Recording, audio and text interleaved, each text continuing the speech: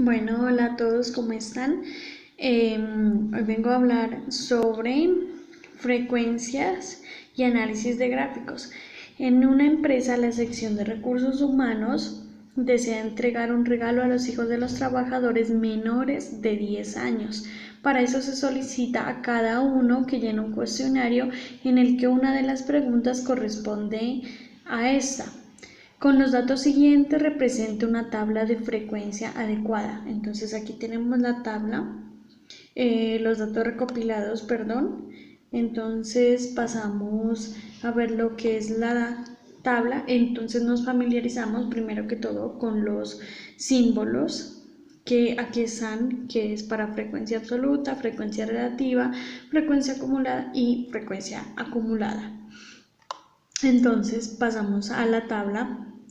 Esta es la tabla descriptiva en donde aquí están las edades de los empleados, de los hijos de los empleados de 1 a 10 años.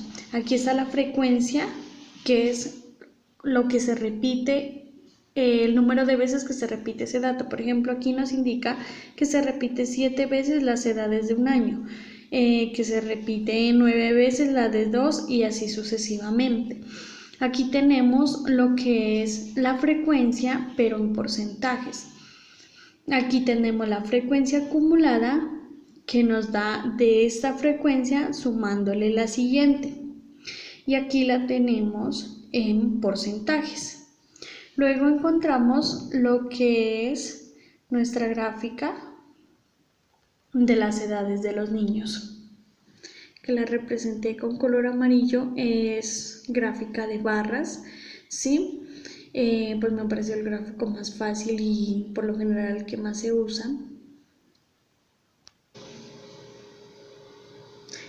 Luego tenemos este otro ejercicio que trae un gráfico y lo representa, como podemos ver, en porcentajes. Entonces la descripción nos dice: el gráfico muestra la composición de una empresa de confecciones. En total hay 110 empleados. Realice la tabla de frecuencias adecuada para la información con el personal de cada sesión. Entonces, aquí tenemos el personal en porcentajes, como ya lo mencioné. Entonces pasamos a resolver el ejercicio.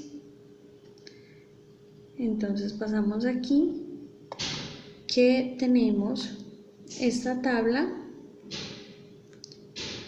donde nos dice, pues yo la tengo así: trabajadores en porcentajes, los porcentajes ya convertidos pues a números, y aquí los convertí enteros para aproximarse, porque pues como estamos hablando de personas no podemos tener 6.6 personas o 4.4. Luego sacamos los datos, lo que es el rango, los intervalos y la amplitud. El rango lo sacamos de restar el número, el dato más grande que tengamos al menor. Sí, le restamos el menor al dato más grande que tengamos. Los intervalos, le aplicamos la fórmula, que es 1 más 3.322 y el logaritmo de los datos que tengamos. Es decir, si la tabla nos ofrece 10, 20 datos, entonces sería sobre ese logaritmo. Y la amplitud la obtenemos de dividir el rango por los intervalos. Luego aquí tenemos los intervalos, que los obtenemos de sumarle, cogemos el primer dato más pequeño que tengamos y le sumamos la amplitud. Entonces aquí tenemos 4, 10, 10, 16. Entonces luego de que hagamos eso, pasamos a lo que es sumar estos dos números, que sería la x.